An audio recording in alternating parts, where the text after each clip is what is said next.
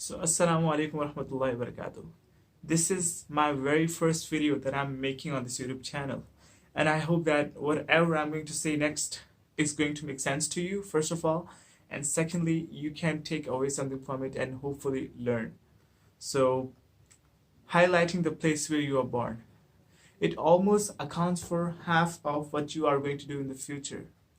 And this explanation comes from the basic fact of your basic education and training at home.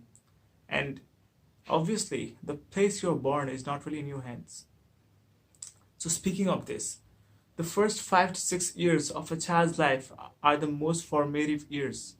And within this period determines what beliefs and notions and ideas a child is more accepting of.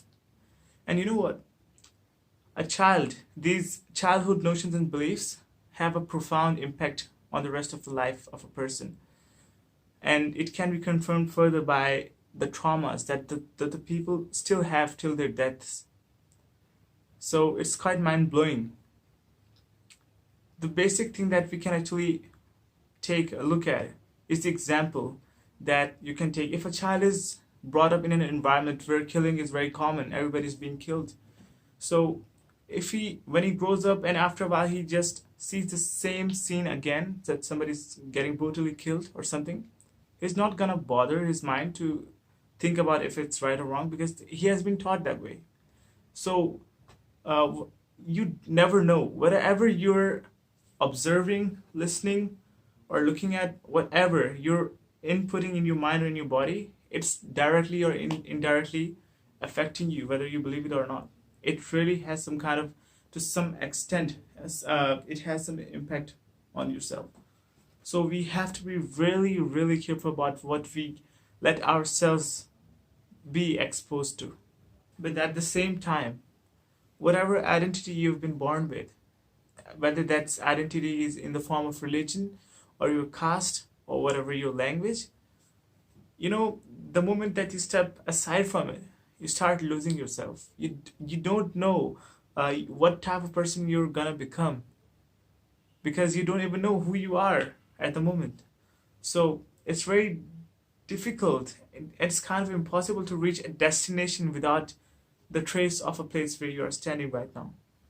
So make sure that you know yourself. Try to look deep within yourself, what's in your heart, what you actually want to do, what you want to accomplish and aspire, because what's in your head also reveals the type of person you are. What you think, the way you speak, and what the types of dreams you have reveal about you as a person. So the place where you are born surely comes into the category of fate. And that is alone another topic for another video that I would really like to discuss.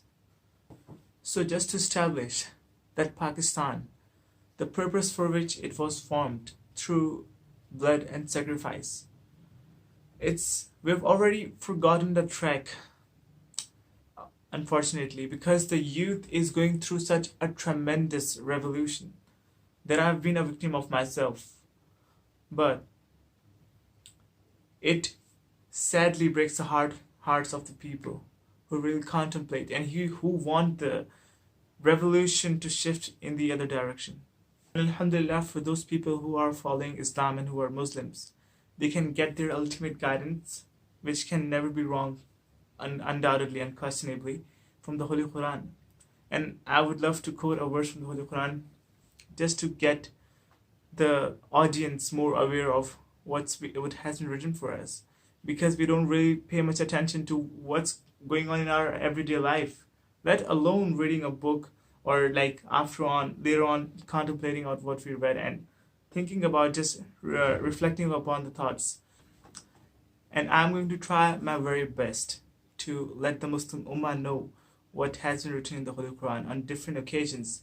Whatever the type of video I'm making, I'm going to attach and quote a verse in the end of a video in order to let you guys have more insight about what Allah revealed for us. And that is the only thing that matters. And Allah says in the Holy Quran that, and we inspired the soul with the knowledge of evil and piety.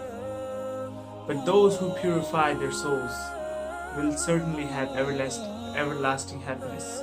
and those who corrupt their souls will be deprived of happiness. So, and the quotation, the verse ends here. And of course, I would like you guys to let me know what topics you want me to discuss, and or any topics of your interest, and I will try my best to pay attention to them and produce some new content with you on some further research, with the help of the Quran and my own opinions and whatever I've researched. So, Allah Hafiz.